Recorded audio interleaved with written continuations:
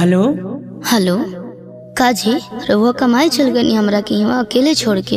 अरे तो का भाई राउर घर वाला हमार जेल मुहाल कर दिल बाड़न। एक बात हमार कान खोल के सुनी।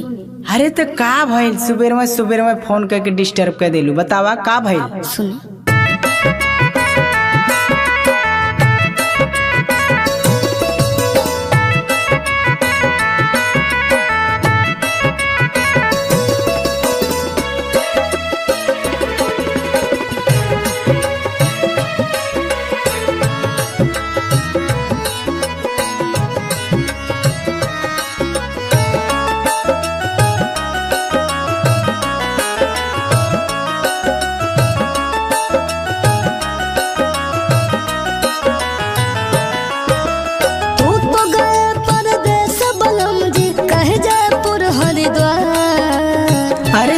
के लागत है यहाँ मजा काटत है का, कमाई न तो परिवार कैसे चली।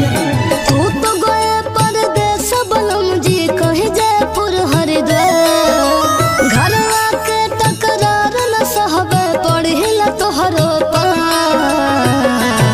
ए बलम जी अब न रहबे तोहर गाँव, ए बलम जी तोहरे गाँव। तो हमारो सुना, इतना हम समझा के आईली तोहरा समझ न आई। तनी तनी से बात में जालू तू इतना गुस्सियाई। ए धनिया नाई हर नकाम में आई, ये धनिया नाई हर नकाम में आई। बात कान खोल के सुन ला, तो हर नैहर काम में ना आई। ठीक बा, लेकिन अकेले कैसे रही। अरे और सब घरे बान है।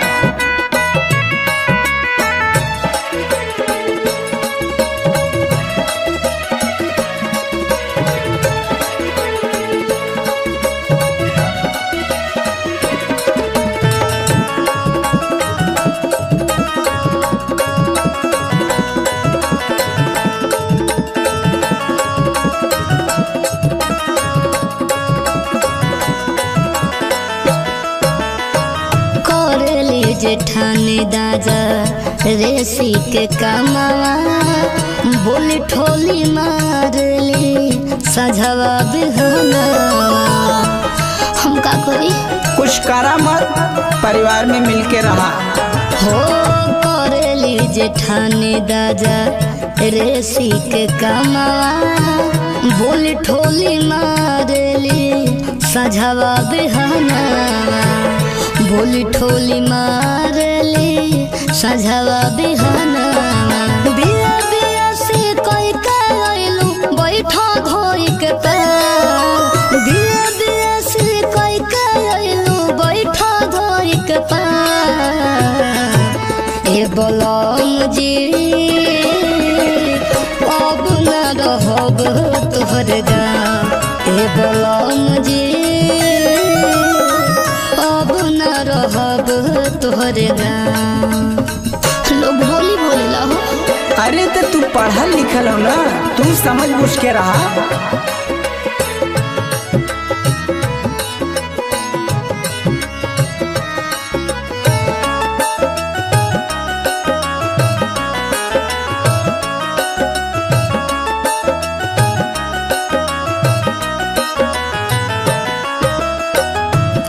शिक्षा वाली ऊ सब अनपढ़ गंवार हो, मिली जुल के रहा मर्यादा तोहार हो।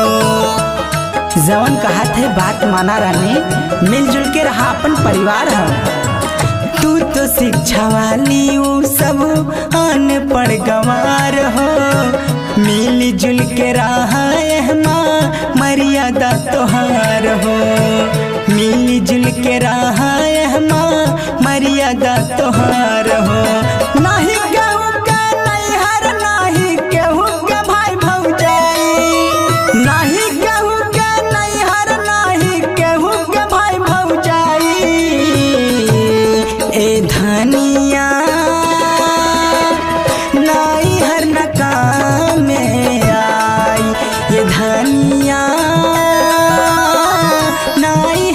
काम में आई।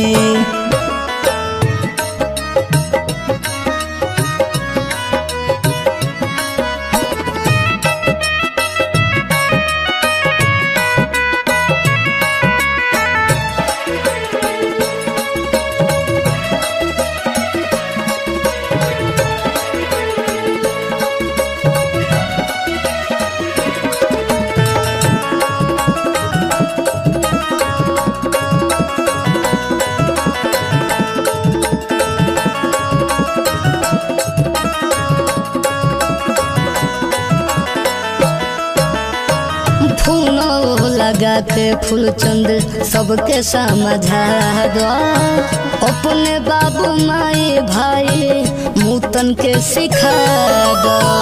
हमार छोटा भाई हमार लखन हो, तू तो समझ के रहा हो। फूल लगा के फूल चंद सबके समझा दो, अपने बाबू माई भाई मूतन के चेता दो, अपने बाबू माए भाई मूतन के चेता दो। अगर न तोहरी मन है बतिया धरब नहीं घर पे, अगर न तोहरी मन है बतिया धरब नहीं घर पे। ए बलम जी अब न रहबे तोहर गाँव, ए बलम जी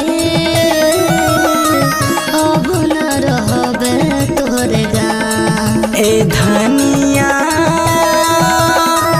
नाई हर न काम में आई। जी अब न रहबे तोहरे गाँव। अच्छा ठीक बा, गोदान पकड़ के आवत है।